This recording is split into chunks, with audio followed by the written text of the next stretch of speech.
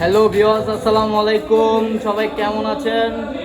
আজকের প্রোগ্রাম হচ্ছে যে ফেনী আনলি শো। আজকে প্রোগ্রাম একটা না, একটার মধ্যে দুইটা। আজকে আমাদের ডাবল প্রোগ্রাম, একটা 2 ঘন্টার শো আর একটা 2 ঘন্টার পর থেকে শুরু হবে। তো আজকে চলে আসছি আমরা ফেনী উপজেলায় গ্র্যান্ড সুলতান ক্লাব।